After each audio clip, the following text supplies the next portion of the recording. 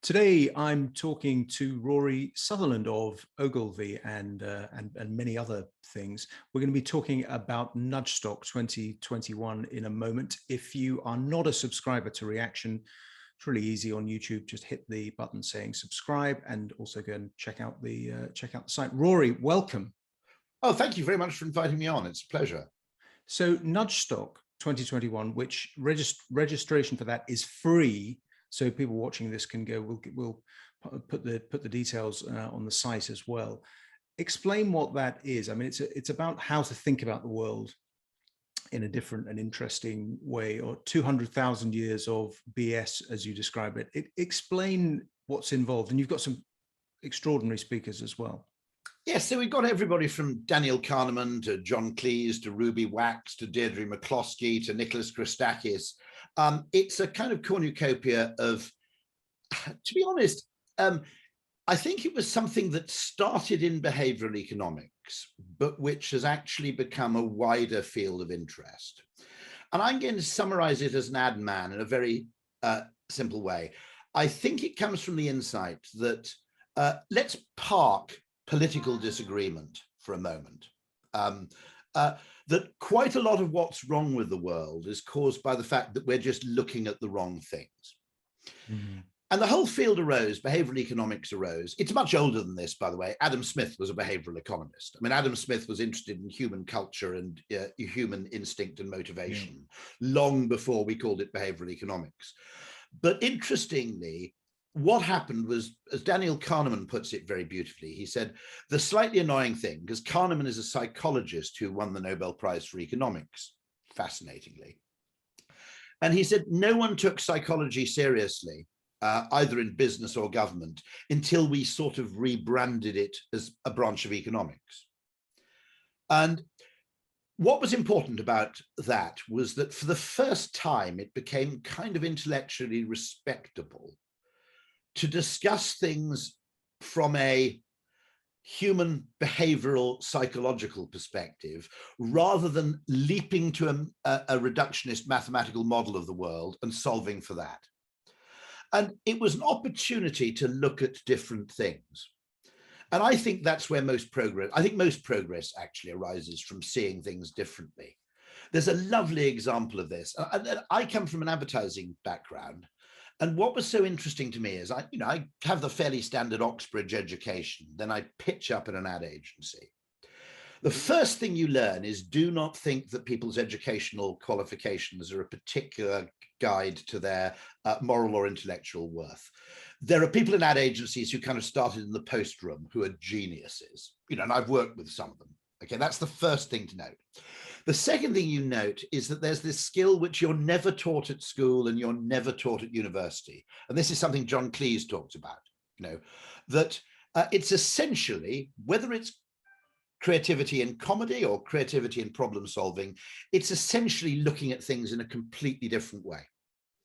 It's not easy to do simply because whenever you do it, people look at you as if you're slightly Roger irrelevant, but there's a lovely example of a beautiful creative act, which was a guy called David Griffiths, who's a mathematical logician, turned up, no one knows why, but he pitched up one day at a traffic jam and transport modeling conference. Okay, and he's sitting there at the back, and everybody's talking about how you model a traffic jam.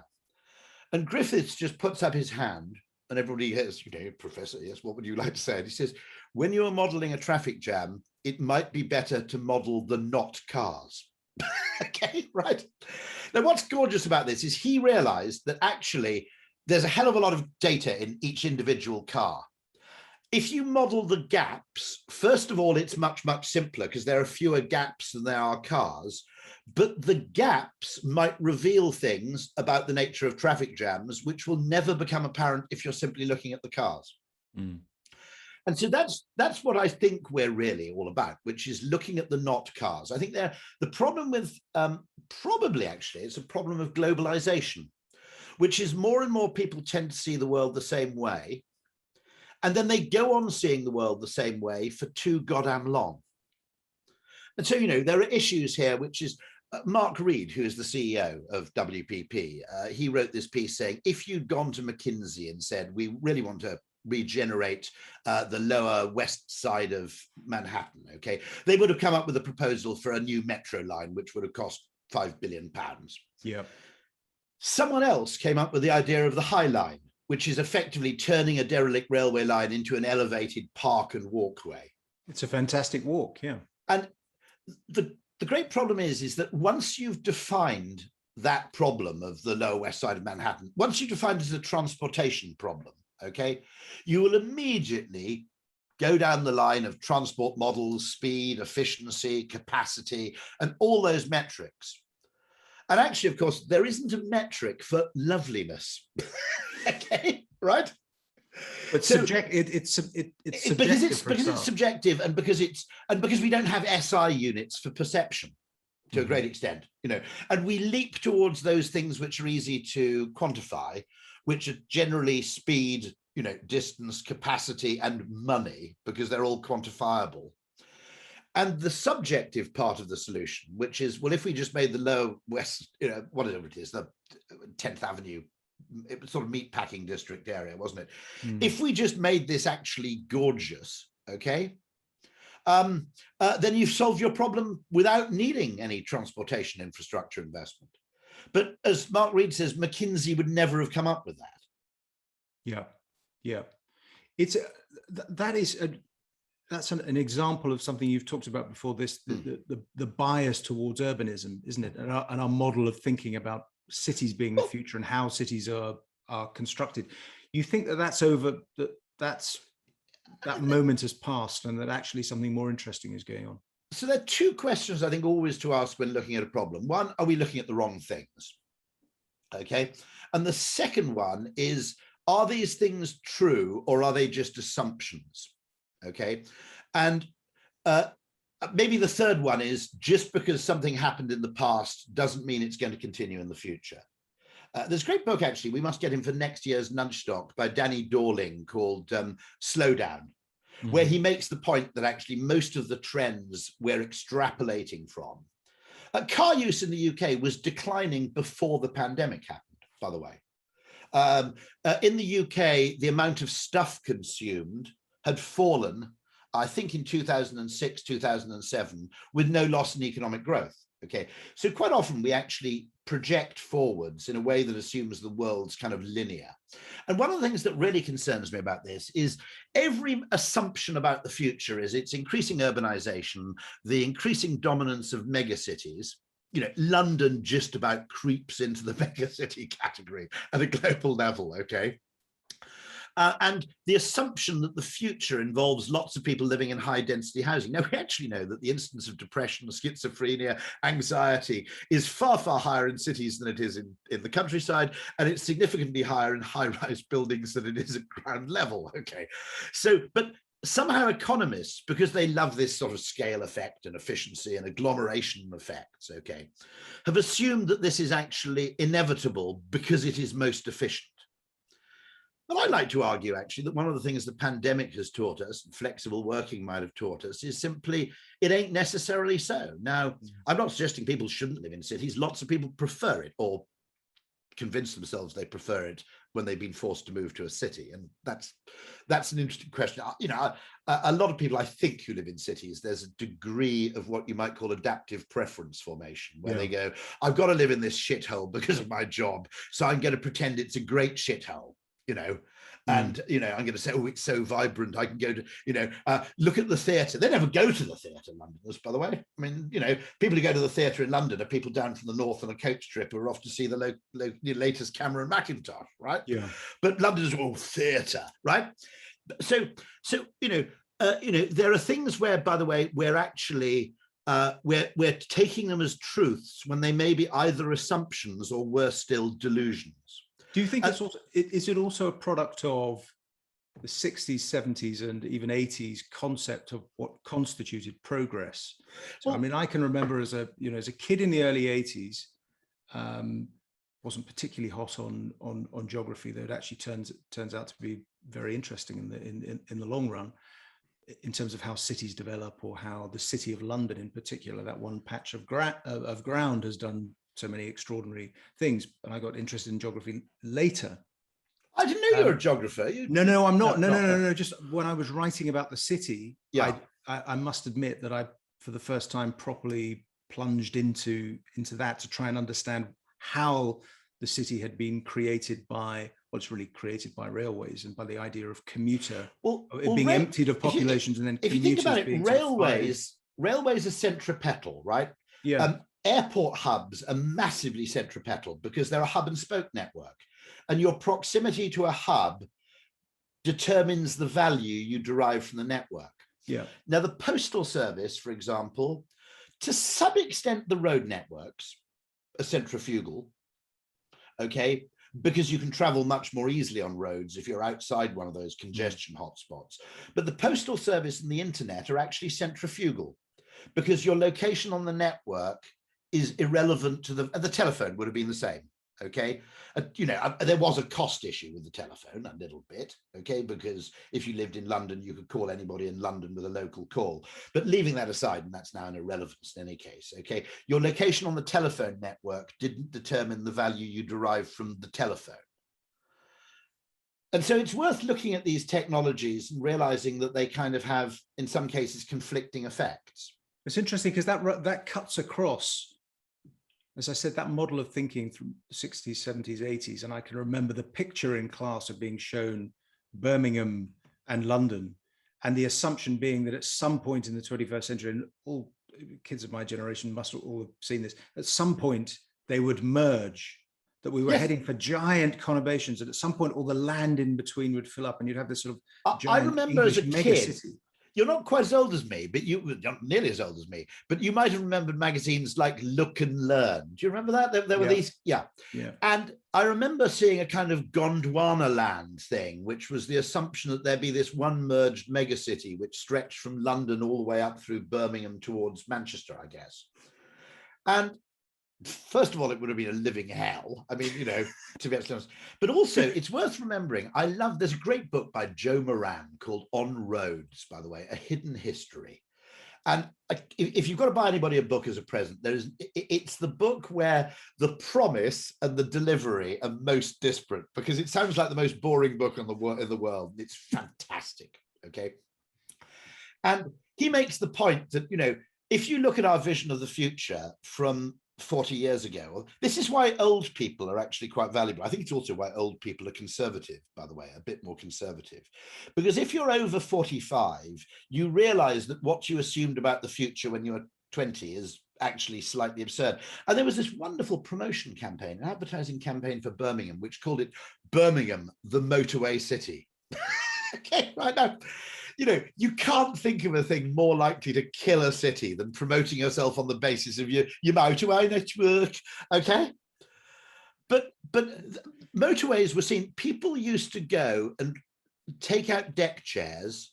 They didn't protest against motorways. They took deck chairs and picnics and watched them being built, okay? And people bought postcards of a motor. If they went on holiday, they stopped at Lee Delamere or Easton and Gordano or, South Mims. They stop at a motorway service station. I promise this is absolutely true. They'd buy a postcard to send to their friends on their way to Devon or on their way to the Lake District or whatever, okay? And the postcard showed a picture of the motorway service station. Okay, right. I'm just trying to imagine, okay, 75 friends, a postcard of Lee Delamere and saying, we've reached Lee Delamere. I mean, you don't have to be Birmingham, Brummy to obviously, we've reached Easton in Gordai now. And there's a picture of a fucking service, family show. There's a picture of a service station.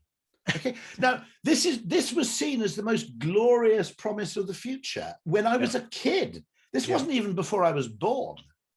Yeah, there's also the famous, I don't know if you've seen it, I think it's Pathé film about the M1 and the idea of the footage of people driving out for dinner on a Friday or a Saturday night to the service station to have dinner there, and are actually sort of rather smartly attired. It's the 50s stroke 60s.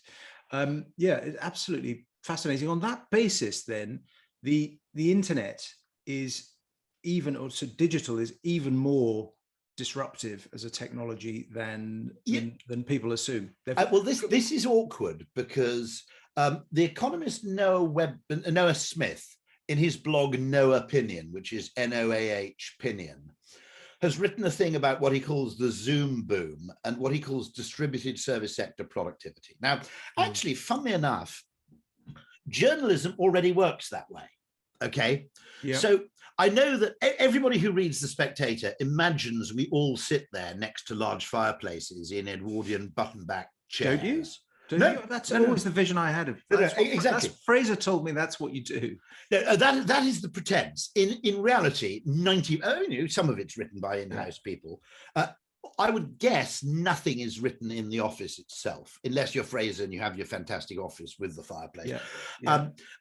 David Ogilvy famously said, I never write anything in the office. He said, I never wrote any of my books, any of my ads. There are too many distractions. If I need to write anything that's 150 words or more, I go home to write it properly.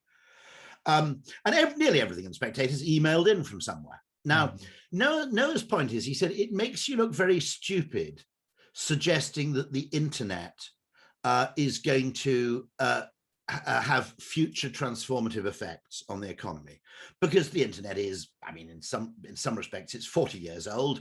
In its modern manifestation, I guess it's 25 years old, roughly. Yep. Okay. And it makes you look a bit like that guy on the Fast Show. Do you remember who used to walk around going, isn't electricity brilliant, right? So if you go and go, I think the internet's really important, you look like an idiot. You're supposed to be talking about crypto and, AI and everything else, But actually, if you look at electrification, and this is what Noah Smith does, there's a very famous paper in economics which shows that electrification of factories and manufacturing delivered very, very few benefits in the 19th century and at the beginning of the 20th. It was only when they learnt you didn't need to have one massive electric motor driving all the equipment in the factory, and you could have lots of smaller motors which you turned on as and when they were required, that these massive gains to productivity happened in the 20s and 30s. And the very interesting thing there, I think, is that it's the same thing with the internet, actually. A technology that's been kicking around for 20 or 30 years will probably only deliver its really spectacular gains. This is very true of network technologies, because for network technologies to actually deliver, it requires widespread adoption. Having the world's only telephone is of no use to you at all.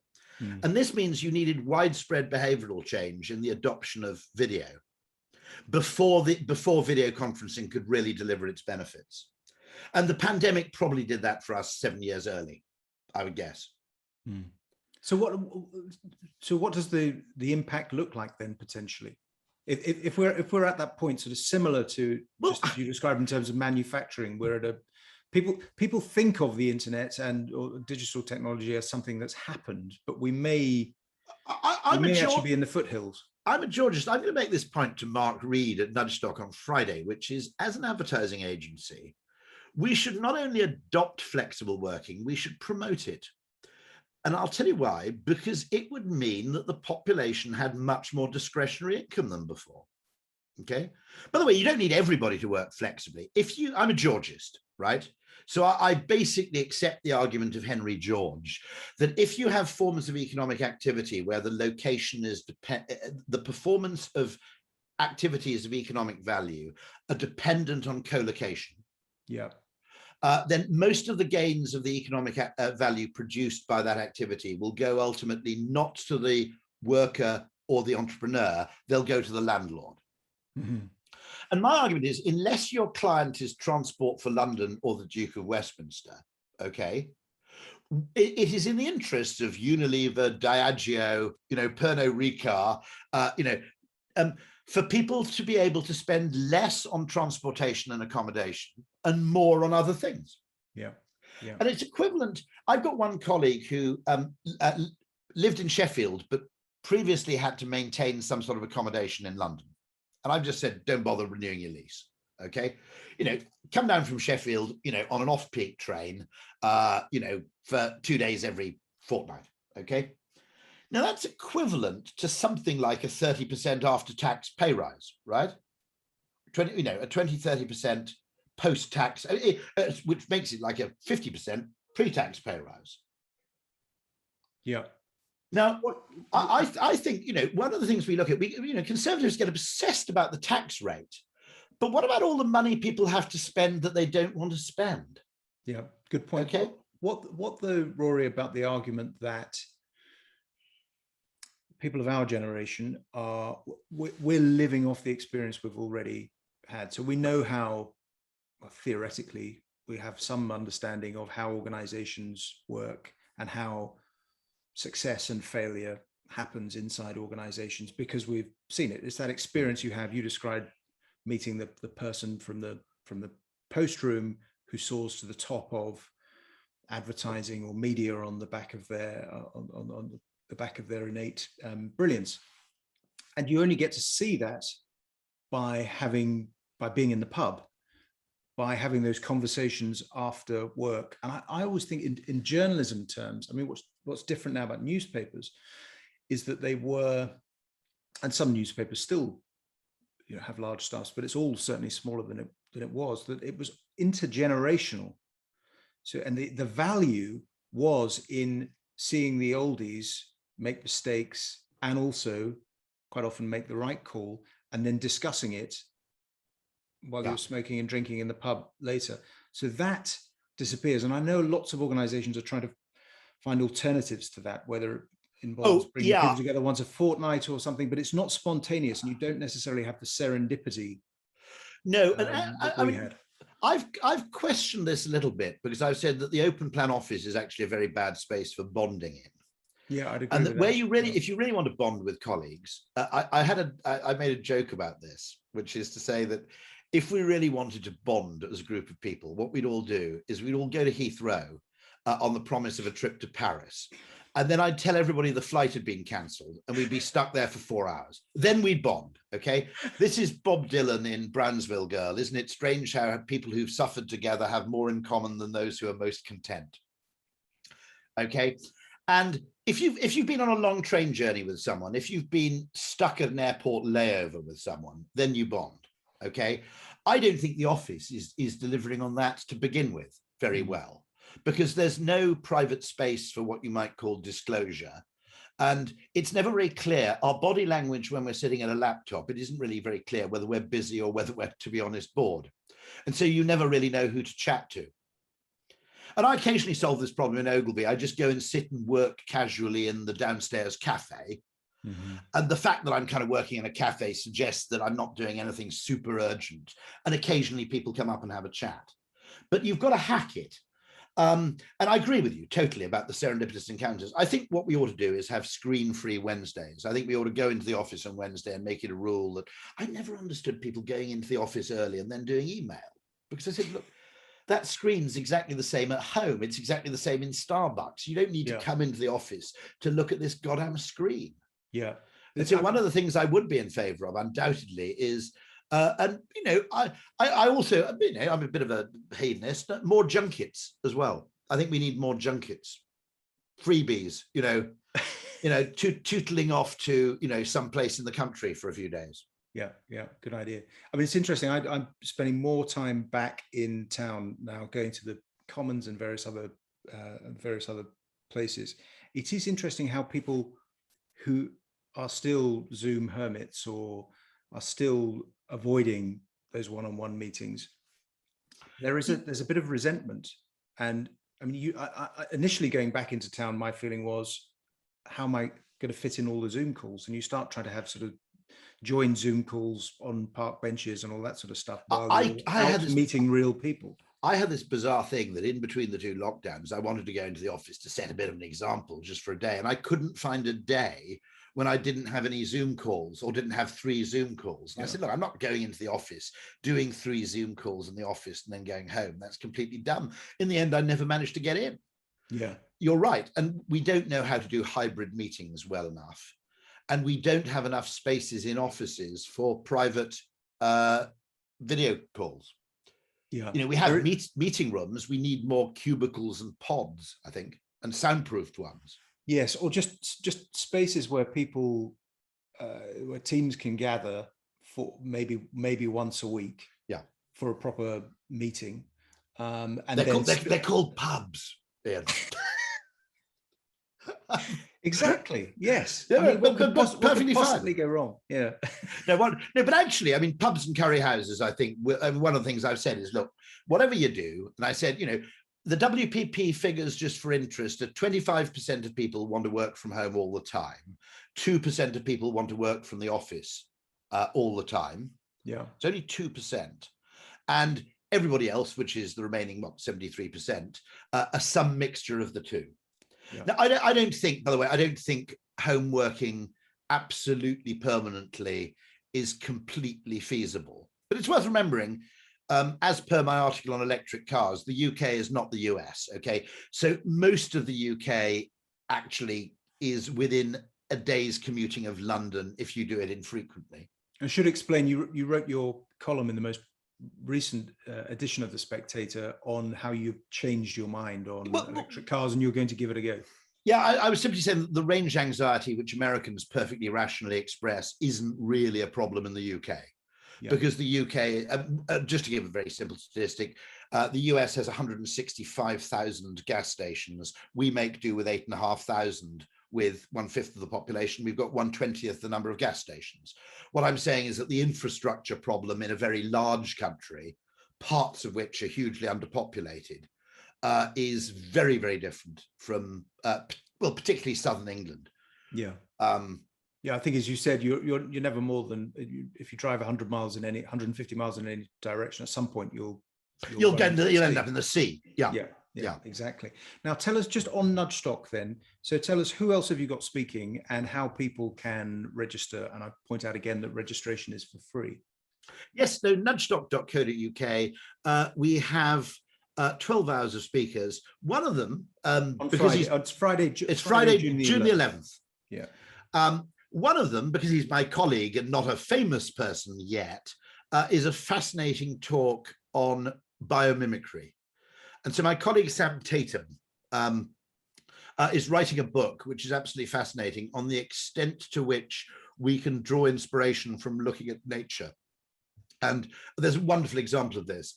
I don't know if you've seen the Japanese bullet train with that extraordinarily long proboscis. Mm-hmm. Now, it's not actually there. Strangely, the proboscis isn't actually there to improve aerodynamics so much as it exists to stop a hideous boom noise that happens whenever a train enters or leaves a tunnel. And the inspiration was drawn from the kingfisher's beak. An engineer was fishing, I think, in Japan, and saw a kingfisher dive into the water, leaving nary a ripple. And he wondered what it was about the beak that made this possible. And so one of the things that most interests me, when I say we're looking in the wrong place, okay, and I think that's the cardinal error that most decision-making and most problem-solving makes. It's we're looking at the cars, we're not looking at the not cars. In the case of property, you mentioned earlier, we've seen massive intergenerational inequality. Now, that I think arose because people aggregated the data. They thought that property prices are going up. That's a good news story. And if you're 55 and you've got no plans to move into a bigger house and your next move is a downsizing, okay, or staying where you are, all right, then indeed rising property prices are good news. But for everybody else, either people who haven't bought a house yet or are planning to upgrade because they've just had kids, rising property prices are like rising bread prices. They're a bad news story.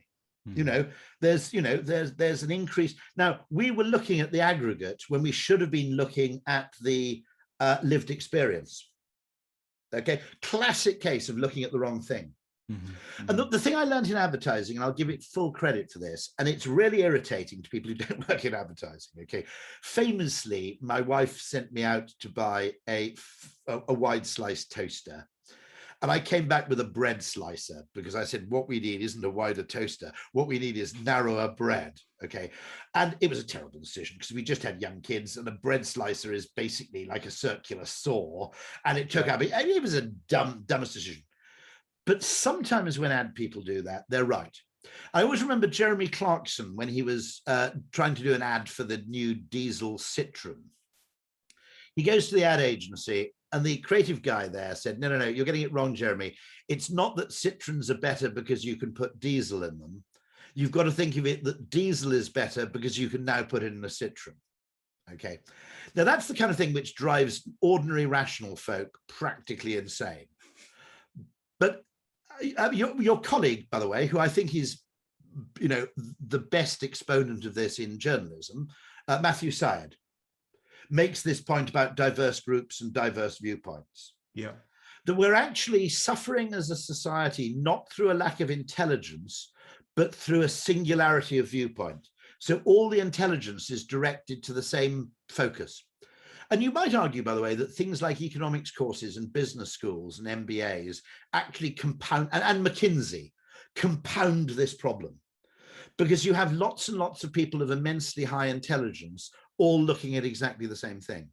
But isn't it, it's a function partly of, I was, like most people, in favor of the expansion of universities in the early 1990s.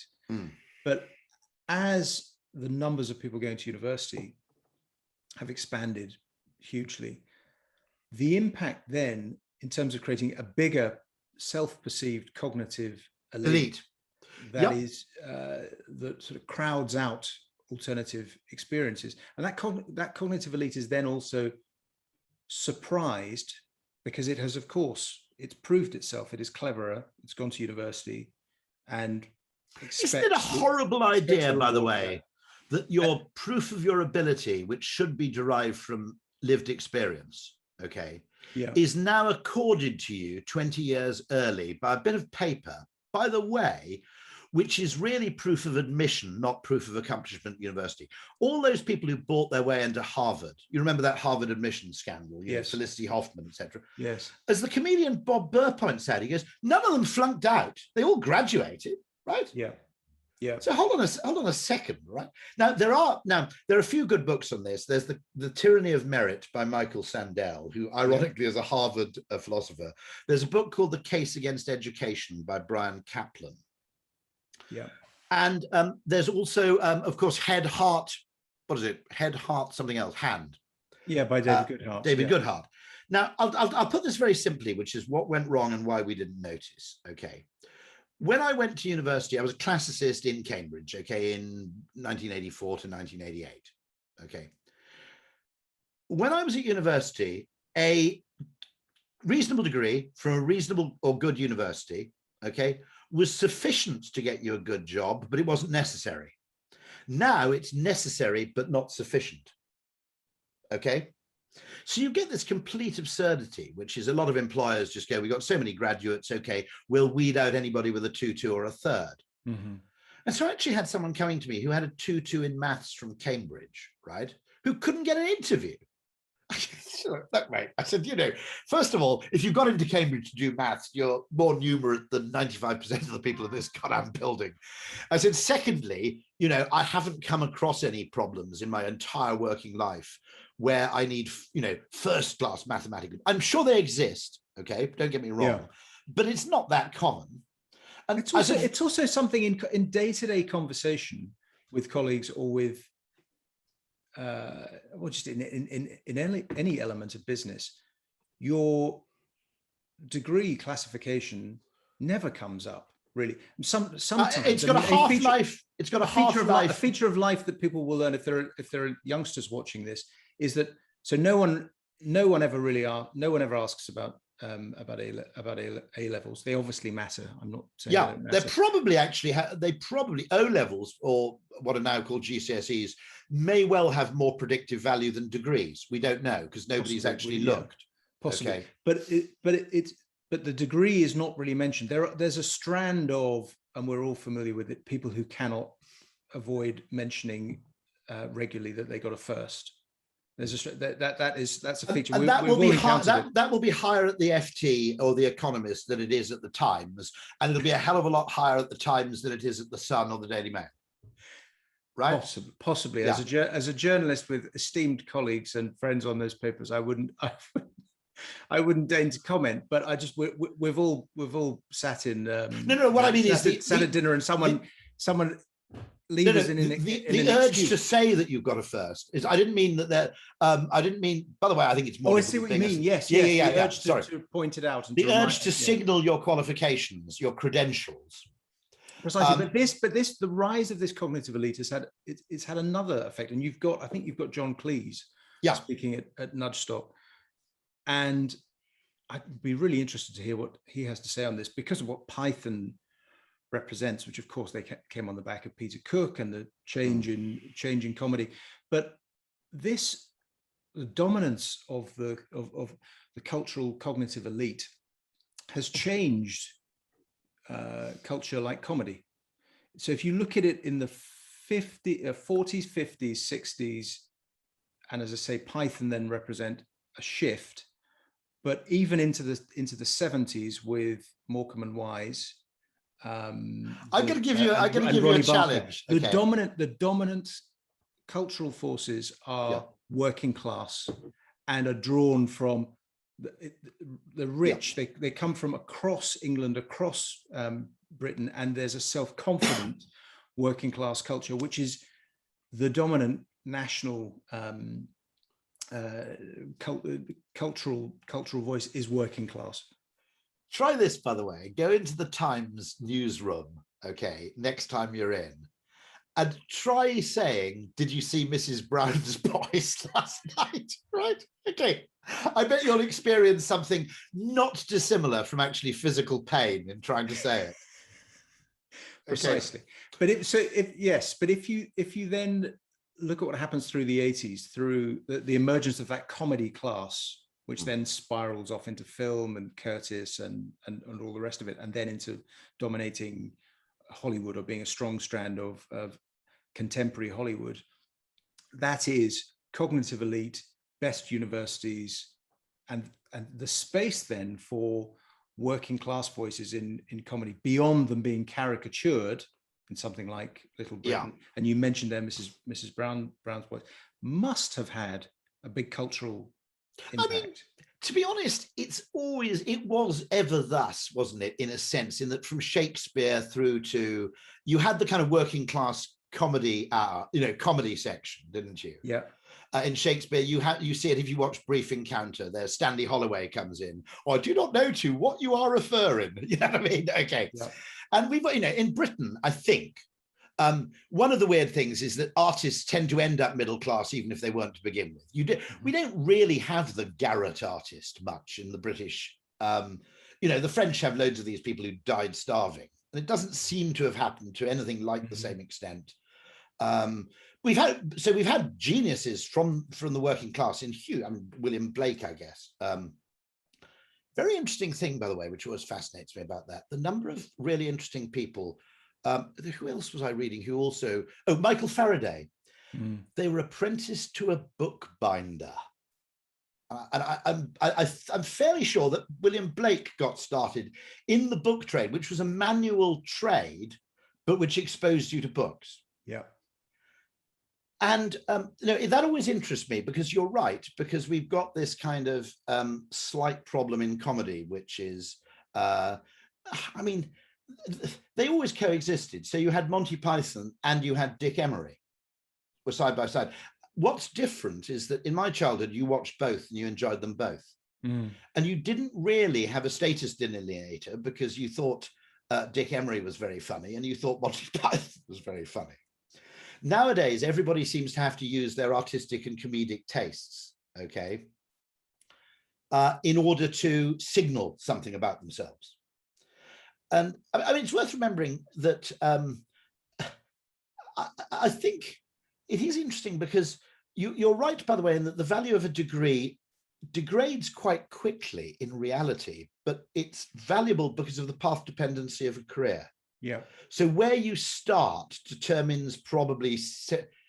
Journalism used to have this extraordinary thing where you had to start on, a provincial or even local paper and work your way up. And now you get these credentialized journalists, I guess, who waltz in with some fancy degree. And the credentialism's been, I think, really, really unwholesome, because we don't even know how predictive this shit is, to be honest. Okay, so Ogilvy has started specifically a second stream of recruitment called the Pipe, where we get rid of all the usual criteria stroke heuristics around what constitutes a great employee. And we ask people to perform various creative exercises to generate their worth. And you end up with kind of, East London beat poets. The Spectator, by the way, started recruiting interns blind. They didn't want to see the CV at all. They just wanted to see an exercise in interesting writing. And they ended up recruiting as an intern, I think, a single mum of 45, okay? Which probably through unconscious bias would have dropped out of the, the sifting process. And this is what I mean about we're looking at the wrong things, right? We're looking at a CV as a unit of comparison, even though the predictive value of that shit may really be pretty low. And also, we don't know, by the way, whether it's cause or effect. So, I always argue there are a lot of things which are not, okay, so let's take something like chess playing ability. I'm willing to say and acknowledge the fact that someone who's really good at chess is probably pretty bright in some respect, okay? Not necessarily saying I'd employ someone on the basis purely of that, but someone who can play chess really well is probably pretty bright. But you can't say the opposite, can you? You're shit at chess, therefore you're thick, right? Because, I mean, Einstein, those people, they were quite good chess players, but they were nothing special, right? Because they record some of the games from the Manhattan Project has a Oppenheimer game and so on. Yeah. Okay. Now, I think probably education as a signal is probably that way inclined, which is it's asymmetrical. Which is, yes, if you're quite good at doing this academic shit, you're probably going to be quite good at doing the job. But I don't think it's fair to assume the opposite. So I think you can assume that someone who's, asymmetrically, someone who's shit at cricket probably isn't going to be a great footballer. One of the interesting things is there are, those talents do blur across sports. But you can't say the opposite, which is someone who's a brilliant cricketer is also going to be a Premiership footballer. I mean, what do you think about the power of government to meaningfully learn these lessons and design policy that that fits, that works, that makes a difference? Well, I mean, I think we have to, maybe it's the job of business in this case to disrupt recruitment, because I think we've become far too lazy in terms of using the graduate intake as advertising agencies back in the 50s, okay, used to practice incredibly, they'd hire a load of Oxbridge English graduates and stuff like this. You'd have Fay Weldon and Salman Rushdie. That was just Ogilvy, by the way. You had Fay Weldon, you had Don DeLillo was an Ogilvy copywriter, okay? In fact, Ogilvy is probably more impressive in terms of producing novelists than any Oxbridge college, actually. But they also did these really weird experimental hires. So they'd actually get someone to sit at dinner, and sitting either side of them was someone who appeared to be working class with charming manners and someone who appeared to be kind of a dowager duchess who was effectively, behaving like a kind of complete animal. And they do this experiment just to see how you'd react and how you'd handle the situation, which is, I guess, a test of EQ or emotional intelligence in some ways. Yeah. My mum could have handled that. I couldn't, to be absolutely honest. My mum was the sort of person who had massive EQ. I always said she could spot someone having an extramarital affair from 500 yards off, that kind of stuff. And so it's really interesting because I think government made a mistake because they assumed that you could scale up this educational effect, what you might call the sheepskin premium. In other words, people with graduate degrees earn more than people without. And they thought, first of all, they thought it was causation, not just correlation. Okay. Yeah. That they actually thought it was the education that was making people more valuable in the workforce. Now, I think that's emphatically true at the level of basic literacy, primary school education, early years education. I think that's emphatically true. Okay. You can't really employ someone who isn't basically literate. But equally, they assumed that somehow it was this magical 3 years or 4 years at Harvard that produced the fantastic investment banker, which is a bit of a tragedy in itself, to be honest. Okay. When actually it was probably just, it may have been actually reversed It may have been just that bankers didn't know who to hire. They had to look meritocratic because they didn't want to look nepotistic. So therefore they hired people with prestige degrees. It's ended up having this really intriguing effect in British politics. Maybe it's not exclusively British politics, but principally English politics, of a bigger middle, or sort of cognitive elite, a sort of upper middle class, if you see what I mean, that is permanent. The members of that class are permanently baffled about what keeps happening in politics. Yes, furious about it and annoyed. And then, of course, something for the Conservatives anyway, something magical, and it's almost like the 19th century again, late 19th century again, has happened, is that there's the re-emergence of this alliance between the toffs, for want of a better term, and working class, loosely described. there is one interest, and that alliance, I think I've talked about it before. Tony Parsons, writing in the 90s, describing it with a brilliant essay entitled, I think, "Why Everyone Hates the Middle Classes," and I say that I've read it. It's fantastic. A member of the middle classes, but it's a powerful, very potent thing that's happened politically. As an ad guy, I always have a weird soft spot for three classes of people, which is toffs, genuinely working class people, and actually the nouveau riche, okay?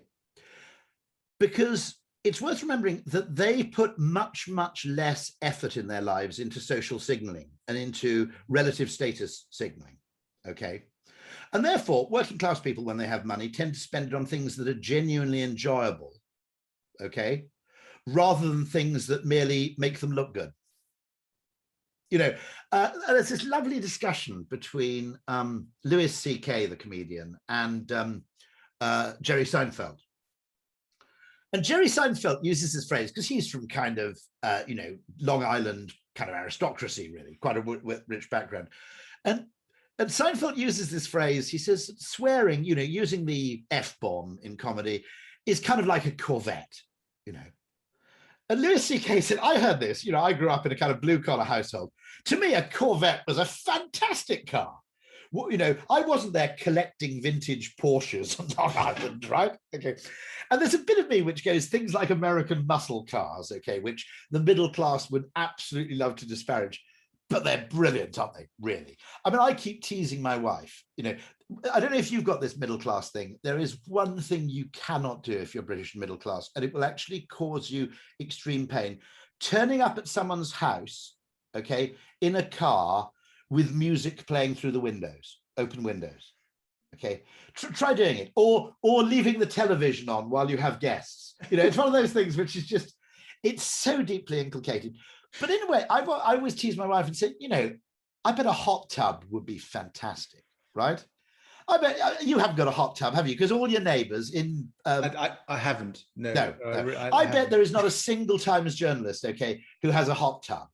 But let's be honest, a hot tub must be great, right? And so I'm always fascinated. The working class and the nouveau riche are people who actually get a bit of money and are determined to enjoy it and don't care who knows it, right? Okay.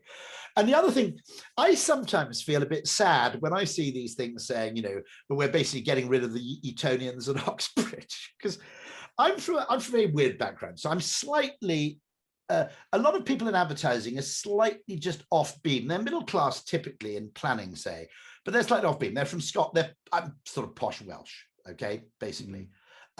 You get people who are kind of, Scottish people are disproportionately good in advertising because they're close enough to the mainstream to understand it, but they can also detach themselves from it.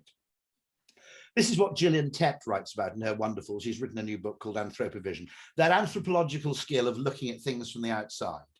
And I think just as fish don't understand water, I think middle-class people who've been entirely conventionally brought up in a middle-class milieu can't see the water.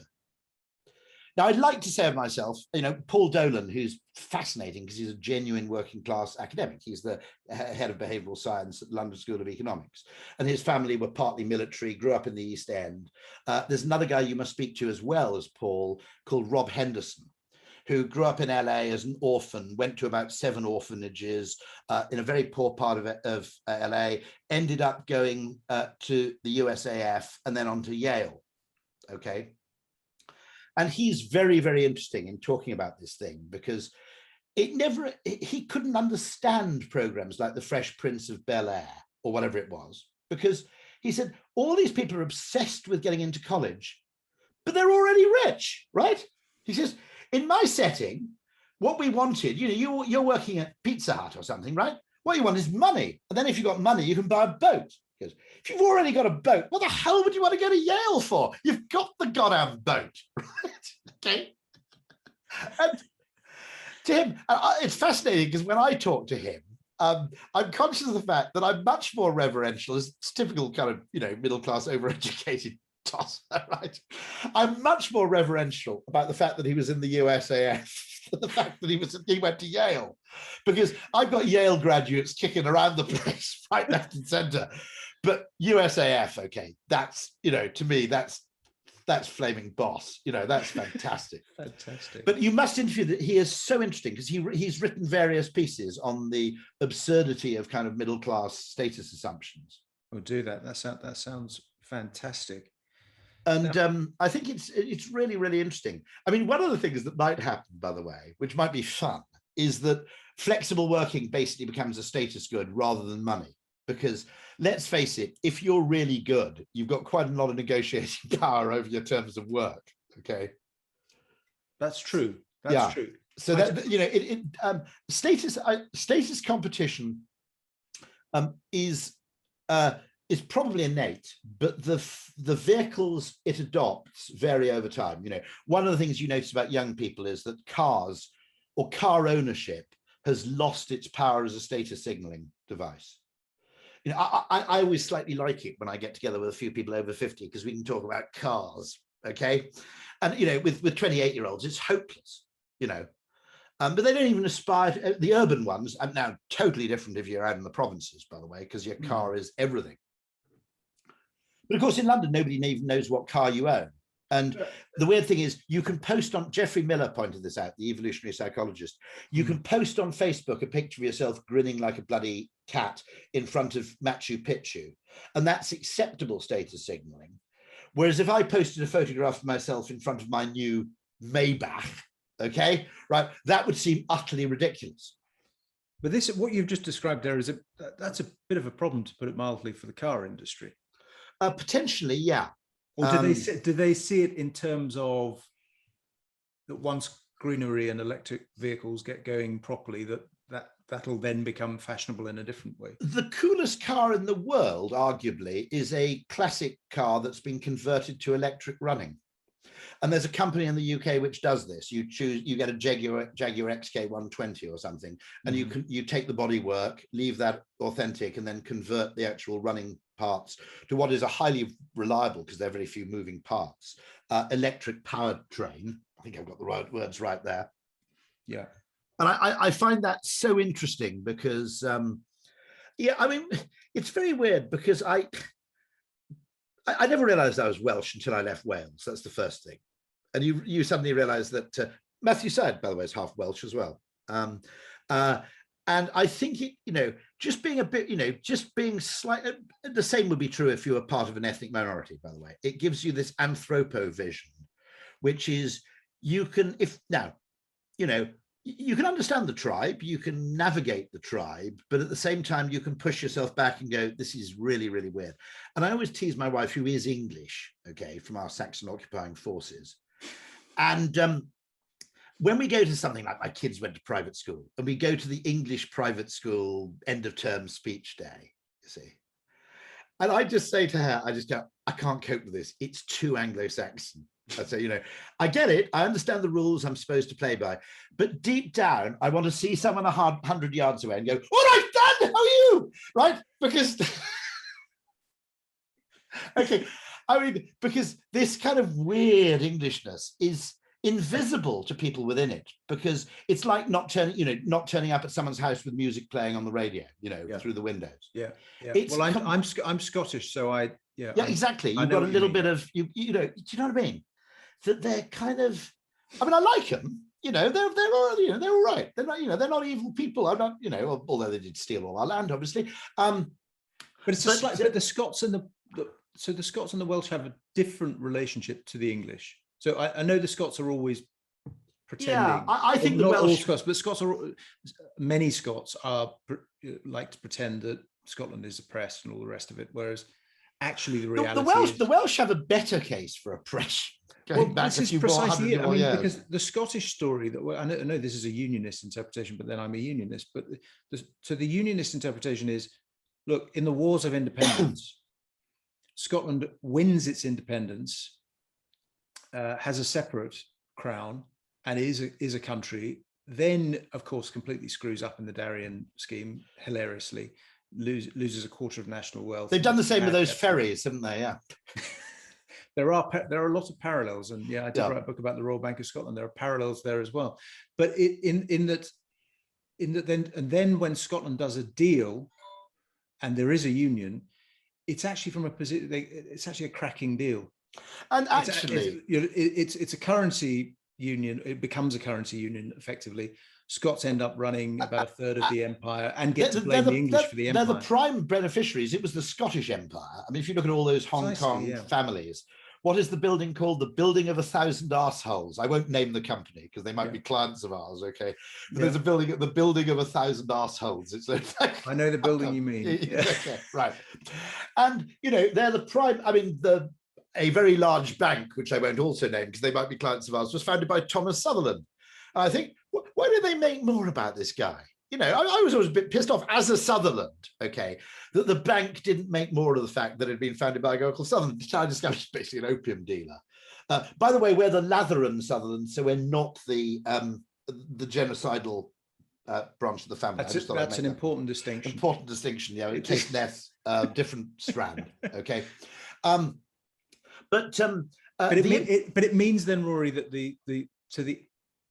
and there isn't a single Scottish view of England. I mean, a bit of it is adaptive preference formation, which is Scots like being very angry in a way that the Welsh don't. Yes. And therefore, you could argue that some part of the Scottish independence movement is forming a set of beliefs to make sense of your preferred emotional state. Okay. Yes, it's grievance construction, grievance hunting. And the Welsh, oddly, they'll take the piss out. By the way, I mean, it's worth noting, I wouldn't want to live necessarily in a polity which was 100% Welsh or 100% Scottish. So the English may have some valuable functions of. I think we're all good for each other. Yeah. Actually, as the kind of control rods of Celticness, I think our Saxon occupying forces, to use a nuclear power analogy, our Saxon occupying forces may have some beneficial effects at a network level. The Scots also, and again, it's a generalization because not all Scots, but there is a tendency, and it's quite often there among people who don't have that much experience of England, maybe haven't lived in it, maybe haven't traveled to it much, to misunderstand the English and to misread the English. I think actually, by the way, the Scots I think we're lucky in our neighbours. And also misread how we think of them, by the way. Yeah. In that generally the relationship is affectionate. A classic case of that, I think, was the case with Australians, which is Australians always thought, and this would have been absolutely true in the 50s and 60s, that they were being patronized by English people as a bunch of colonials with corks hanging off their hats. Okay. Now, to be absolutely honest, ever since Neighbours and Home Away came on the TV, the mainstream reaction of British people to discovering someone who's Australian is, to be honest, envy. Right? That's a big shift, yeah. You lucky bastards, and yet I think there's probably this residual belief in Australia that we're still kind of slightly sneering at them. But you see, that's brilliant, Rory. I tease Sam Tatum, my colleague's Australian. I thought in my middle-class way, I thought, no, actually, the credit for that goes to Clive James and Jermaine Greer. But you're absolutely right. It's Neighbours. It's Neighbours. No, by the way, the importance of this shit. I saw a presentation a few weeks ago. The main reason for the declining birth rate in Latin America, soap operas. Because soap operas featured people who were richer, who had smaller families. Now, there's data, I can't cite it, but there's data to show that. Now, obviously, you know, declining influence of Catholic Church, blah, blah, blah. I'm not suggesting it's the only thing, but the biggest force was TV soap operas. That it normalized having 2 kids, having 3 kids, maybe, you know, whatever. Yeah. And so the importance of some of this stuff, I think, is often, you know, because it seems trivial for us to start talking about soap operas in a meeting which is supposed to be focused on, you know, macroeconomics. But these forces are big, they're macro. Yeah. And so there'll be much more of this at Nudgestock. There will indeed, emphatically, yeah. Encourage people to go to your site and register. And it's on Friday, the 11th of June for an hour. And I want to thank you, Rory, for talking to Reaction subscribers. It's been a really, really interesting conversation. I've enjoyed it hugely. And thank you very much for taking the time. Anytime. It's a delight. Absolute pleasure. Thank you very much indeed.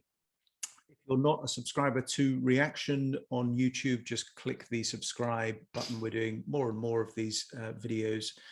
And also go to our website, www.reaction.life, where you get all of the brilliant work of our team. You get my weekly newsletter and all sorts of other things. And live events, real live events. I'm in conversation with Neil Ferguson. I know, remember those. There's actually a bar. There will be real live human beings on stage, me interviewing Neil Ferguson, the historian, on his new book, Doom, The Politics of Catastrophe, and so much more about what comes next. So thank you very much for joining us, but you can also book tickets to that event on the site. Until next time, thank you.